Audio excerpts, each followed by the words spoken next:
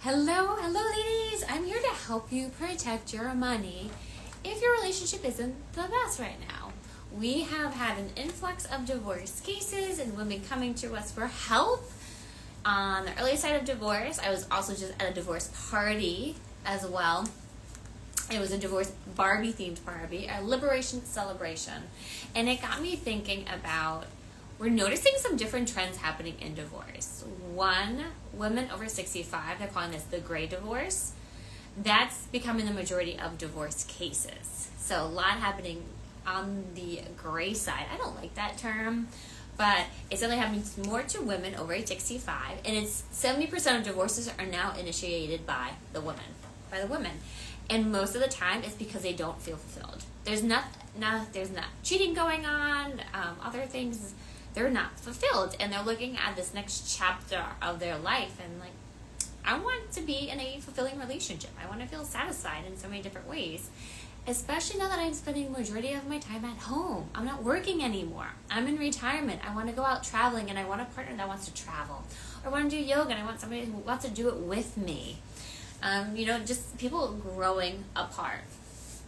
But we're also noticing a different trend where it's happening for women in their 40s. So the peak age of divorce right now is 40 for women, 42 for men. Why is this happening? Well, as more women become financially independent and have their own jobs, their own income, their own assets, they don't need a man to be financially secure anymore. And they probably are noticing, well, my career's starting to really take off. This just means I'm going to have more income and more assets that I'm going to have to separate if I go through a divorce. So I think women are paying attention, this younger generation, more than ever to the relationship, now that they don't need to be in it for financial stability and security. When you think back to, the 50s and 60s, when women couldn't have a mortgage in their name, they couldn't have a bank account in their name or a mortgage, they did need a guy, right? They needed a man. But as Donna Cage, our divorce diva at the Wealth Boutique, says, a man is not a financial plan. So now we don't need the man. Do we want to have to pay him alimony for years because we are the higher earner? Maybe not. Another big trend is people just not getting married in the first place. And then it's an easier divide for things as well. Let's see here. Yeah, the peak age for divorce, 35 to 44, is what's happening now. So we're seeing younger people more financially independent, ready to break up the marriage because it's not working for them. And they see, if I'm in this for longer, I'm just going to have to pay more in alimony and give them more assets. So how do we financially prepare for a divorce? So let's get into the dirt. The first thing is, there is always a trail when there is money. So gathering your financial documents is so important. Tax returns, huge. We can find so much in tax returns. I remember finding $1 million on tax returns because of stock options. So stock options are very tricky.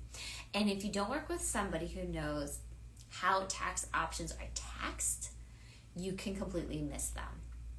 I remember my father going with a client to see her divorce attorney, and her soon-to-be ex said that he is no longer an executive at Exxon, but a handyman. So he tried to hide this income, and my father knew if he was a high-up executive at Exxon, he has stock options, and he does. So my father said to his client, you need to fire your divorce attorney and hire somebody who understands this and is going to fight for you and those stock options, and do some more forensic accounting as well for it too. Okay?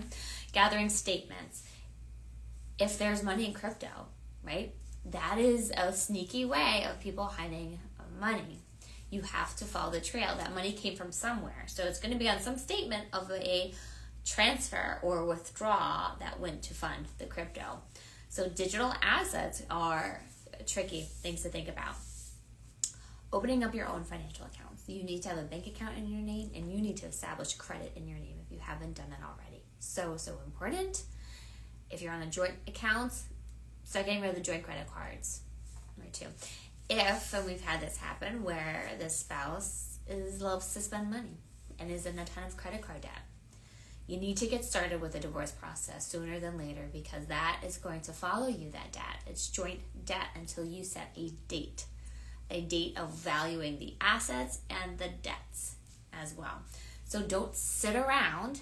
It's time to act, ladies. If you're watching this, you already know you need to go down that path. You need to start the divorce process right away. Okay? Get educated on what you are entitled to. Okay, ladies?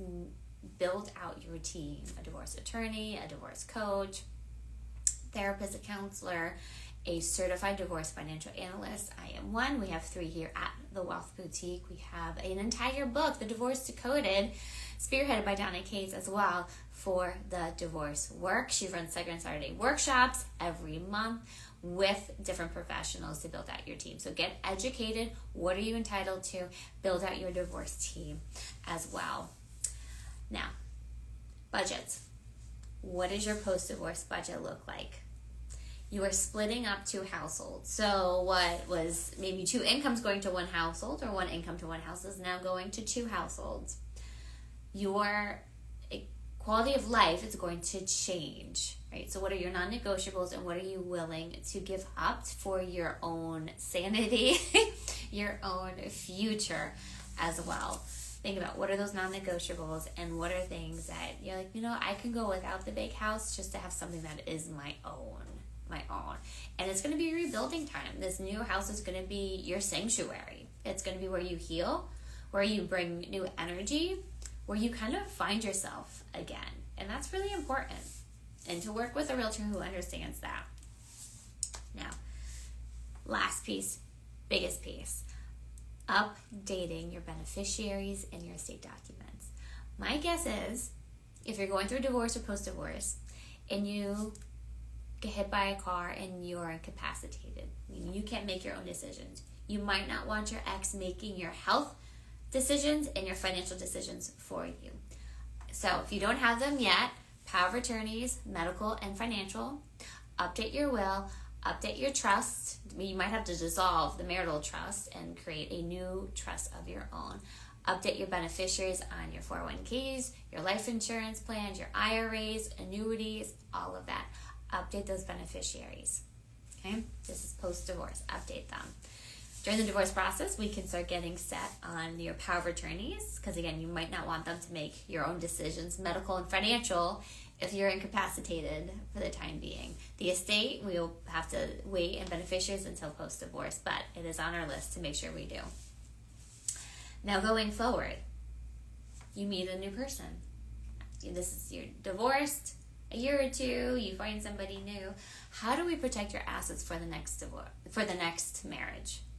Keeping assets separate and in your name, important, or placing them in a trust. I'm not an attorney, but if it's separate and not commingled with joint assets, even if the house is in your name and they're paying directly towards the mortgage, no. Have them pay you rent money, you pay the mortgage yourself. Right?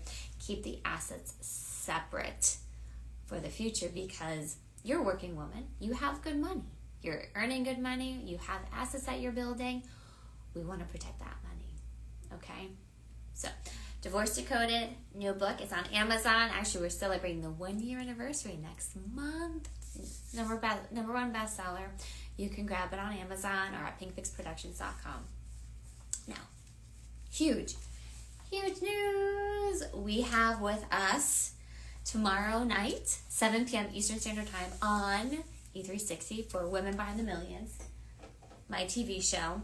We have with us a movie star, Natasha Lee Bray. She is fantastic. She has the one that founded heart healing, which is a new modality for healing the subconscious, healing traumas, triggers, all of that. Alyssa Gomez, a practitioner for heart healing, and she does mine regularly. She's fantastic. She's in a new movie called Zero Limits. It's going to be on Amazon Prime this fall. She's going around the world for movie premieres. She's on her TV show tomorrow night.